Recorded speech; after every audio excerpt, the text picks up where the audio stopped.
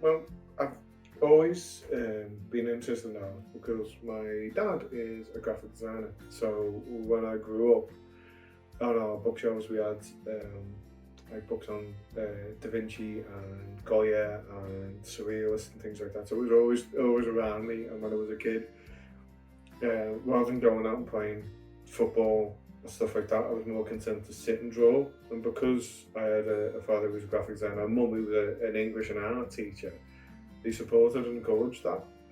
So I always used to do sketches and I used to try and do painting.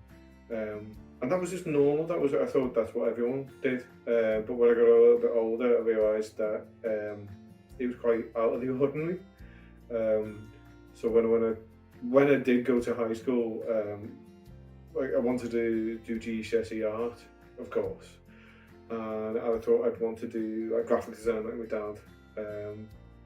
But I started to like explore like illustration, and when I to college, I was introduced to a gentleman called Tony O'Connell. He's one of my friends still.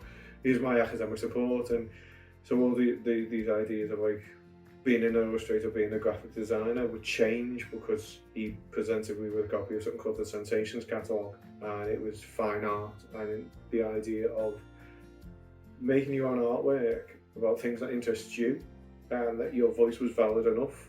So that propelled me to go to university where to study fine art instead of doing illustration or graphics.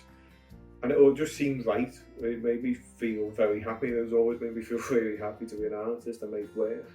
It's the thing that I can do. Like, I'm dyslexic, so I wasn't ever going to be an academic or anything like that. But instead, I could make drawings, I could do artwork, I could, do that, and that always found enjoyment out of.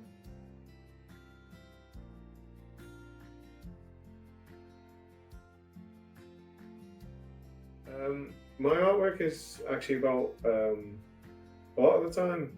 It's about a couple of things. It's about memory, and it's about everyday life in a very kitchen sink sort of way.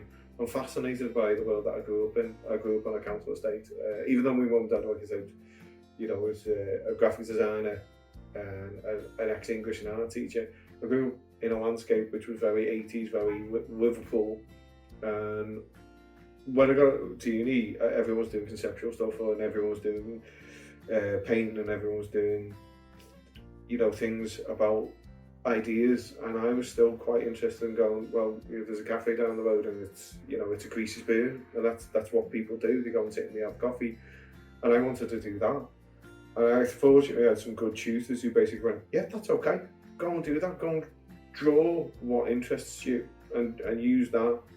So I still do like things like about at the moment about like high-rise tower blocks, which I see as a kind of like failure. Where they going back to the council estate, they were meant to be villages in the sky, but instead they became death traps. And I've always been fascinated by the way that people are depicted, about how working class people are seen. Like myself, I even, sometimes say that I'm not working class because I'm an artist and stuff like that, but it's very important to sort of like explore that idea of like what it means to come from these places and who you are, and be proud of it and also being uncomfortable with it at the same time. So I think my art's basically about having one foot in one world and one foot in another, and not understanding either. I think that makes sense.